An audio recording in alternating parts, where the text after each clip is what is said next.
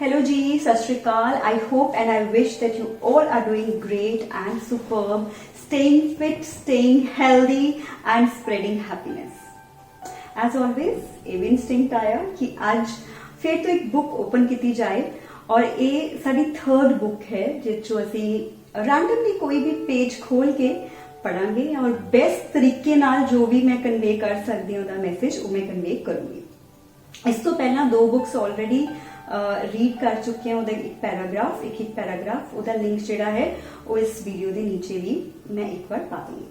So to start with this is Heal your Body by Louise Hay. Beautiful book, बहुत पतली जी book है। मेरे को जी है ਉਹਦਾ ब्लू कवर है, कवर में वेरी चेंज हो सकता है। लॉकडाउन तो बाद तुसी ऑर्डर भी कर सकते हैं online. This is such a wonderful book, heal your body. As the name says ਇਹਦੇ ਵਿੱਚ बहुत ब्यूटीफुली मैंशन किया हुआ है कि ਤੁਹਾਨੂੰ जो भी फिजिकल प्रॉब्लम हो रही है it is basically related to your mental thought patterns, mental scenario, दिमाग की चल रहा है। So that leads to different things from one छोटा जा acne on your face to cancer, anything.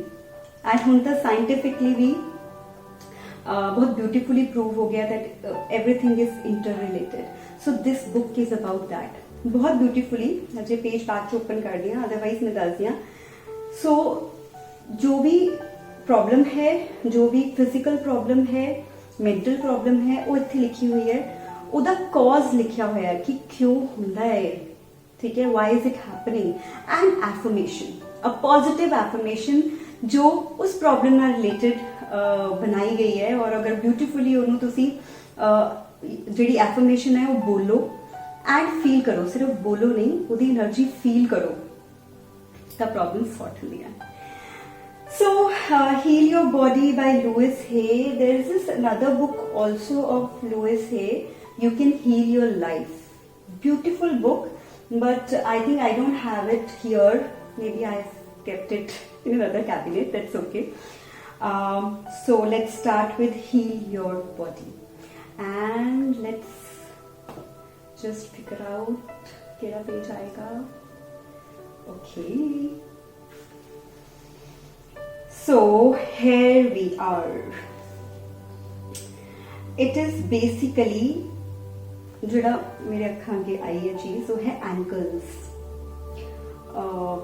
Ankle ਤੋਂ ਰਿਲੇਟਡ ਕਈ ਵਾਰ ਬਹੁਤ ਸਾਰੀਆਂ पेन ਹੁੰਦੀਆਂ ਹੈ ਲੋਕਾਂ ਨੂੰ ਔਰ ਉਹਦਾ ਰੀਜ਼ਨ ਜਿਹੜਾ ਹੈ ਉਹ ਹੁੰਦਾ ਹੈ ਇਨਫਲੈਕਸੀਬਿਲਿਟੀ and guilt.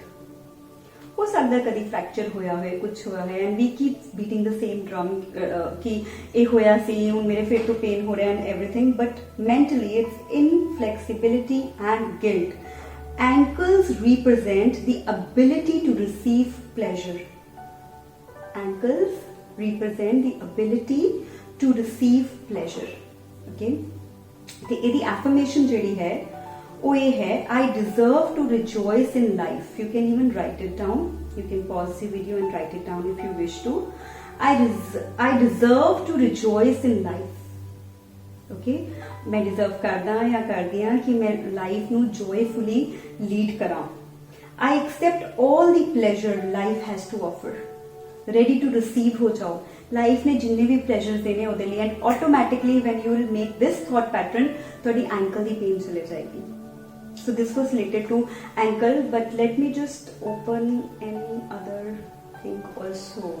Okay, this is just replacing old patterns. See, this is what I just said कि अपने जिन्ने भी old patterns या patterns not serving good दिमाग चल रहे होंगे हैं वो ही आगे जाते हैं। But let's just come to any one thing. Okay, and allergies. ਅਸੀਂ बहुत ईजिली कह देंगे सानू इस चीज तो एलर्जी है, होंदी है, वी अंडरस्टैंड, बट एक चीज नू बार बार सोच के भी वो मैनिफेस्ट होंदी है। And who are you allergic to?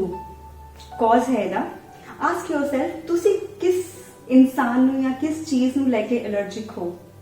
Denying your own power, ਤੁਹਾਡੀ ਖੁਦ ਦੀ ਪਾਰ ਜਿਹੜੀ ਹੈ ਉਹ ਡਿਨਾਈ ਹੋ ਰਹੀ ਹੈ, ਤੁਸੀਂ ਡਿਨਾਈ ਕਰ ਰਹੇ ਹੋ ਆਪਣੀ ਪਾਰ ਨੂੰ। ਇਸ ਕਰਕੇ we keep on saying I am allergic to this, I am allergic to that, I am allergic to XYZ।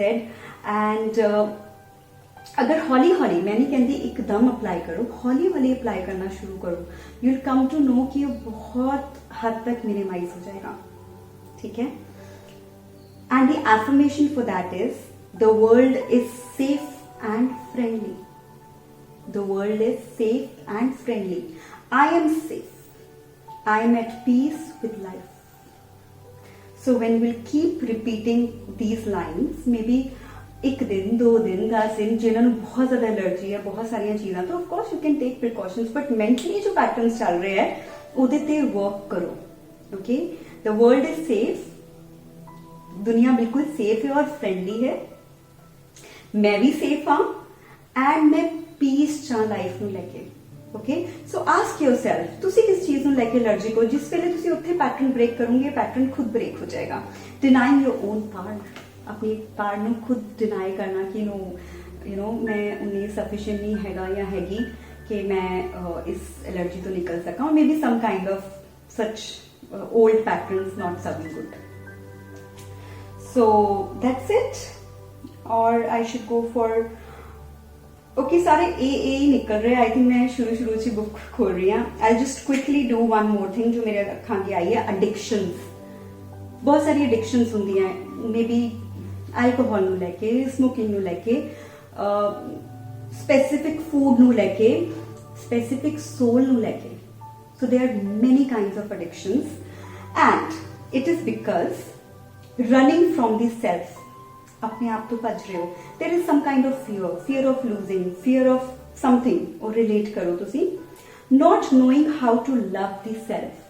Basically you don't love yourself, so you're seeking everywhere else through addictions of any kind. That is the mental reason, probable cause जिन्हों कह सकते हैं। और इधर new thought pattern जो तुसी सिर्फ बोलोगे नहीं, फील करोगे। आई नाउ डिस्कवर, आई मैं हुण डिस्कवर करदा या करदी हां हाउ वंडरफुल आई एम। ये लाइन च कितनी हाई वाइब्रेशन है, you know, listening and just feeling to it is beautiful. I now discover how wonderful I am. I choose to love and enjoy myself.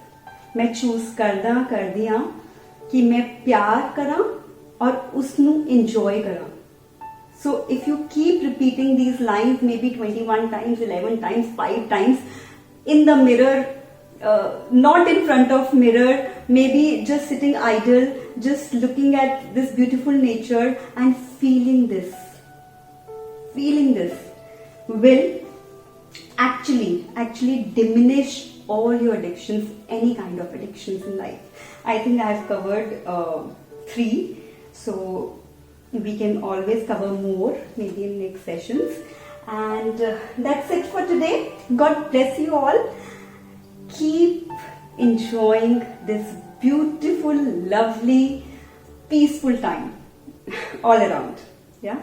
And keep healing yourself, keep healing your body by working on your mental scenarios or old patterns not serving good. God bless you all.